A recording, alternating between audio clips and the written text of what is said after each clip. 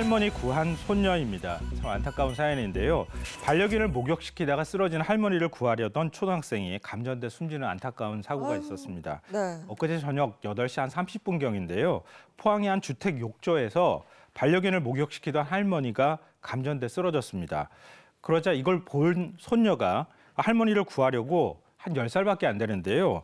전기 온수기를 치우고 그러니까 할머니를 구하려고 하다가 감전돼 의식을 잃었습니다. 아이고. 가족이 신고를 받은 119 구급대가 출동을 했는데요. 이미 심정지 상태였다고 하고요. 병원 치료를 받으려고 했지만 결국 이제 사망한 상태였습니다. 할머니는 병원에서 현재 치료를 받고 있지만 생명에는 지장이 없는 상태입니다. 근데 보통 감전사를 하게 되면요. 이렇게 몸의 신체가 일부가 탄 흔적이 발생하게 돼요. 손녀의 손이 타 있었다고 그래요. 그러니까 온수기를 잡은 손이 탄 거니까 온수기를 통해서 감전이 된 것으로 현재 경찰은 보고 수사 중에 있습니다. 정말 안타까운 사고입니다. 그런데 이렇게 가족 중에 누군가가 감전이 돼서 쓰러진다면 당황할 수밖에 없을 것 같거든요. 어떻게 대처를 하면 좋을까요? 비슷한 일들도 뭐 얼마 전에도 있었고요. 외국에도 종종 있는 문제인데요. 수영장 같은데 누가 이렇게 뛰어들었는데 거기 조명 같은 거 있잖아요. 맞아요. 감전이 된 경우가 있어요. 네. 가족이 감전이 되면 같이 막 뛰어들거든요. 네. 같이 감전사하는 경우가 생기는 거예요. 그러니까 감전이 된 사람을 그냥 무작정 구하겠다고 같이 만지면 같이 감전이 되거든요. 그러니까 이럴 경우에는 반드시 몸에 절연체가 있어야 되는 거예요. 예를 들면 가정에서는 대표적으로 절연체라고 하는 게 고무장갑 같은 거 있잖아요. 그리고 마른 수건도 있을 수 있고요. 그리고 플라스틱으로 되어 있는 빗자루 같은 것도 있을 수 있습니다. 그러니까 접촉을 하면 안 된다는 거죠.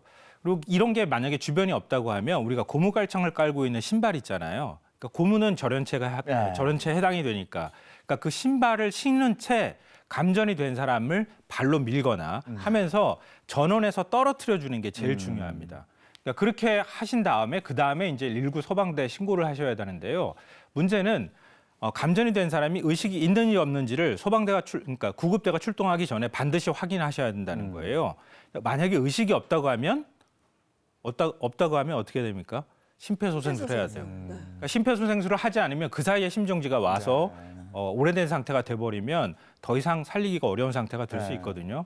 그러니까 심정지 상태가 오면 반드시 심폐소생술을 해야 한다는 점도 기억하셨으면 좋겠습니다. 근데 먼저 당황하거든요. 그렇죠. 그러니까 감전사고나 지금 익수사고 같은 경우에는 그냥 대처 방법을 미리 몸에 배 있지 않으면 맞습니다. 그냥 뛰어들거나 그냥 만져요. 네. 그럼 같이 감전당하거나 뭐 이런 경우인데 지금 이런 거는 정말 생명을 위해서라도 꼭 알아둬야 되겠다 이런 생각이 드는 부분입니다.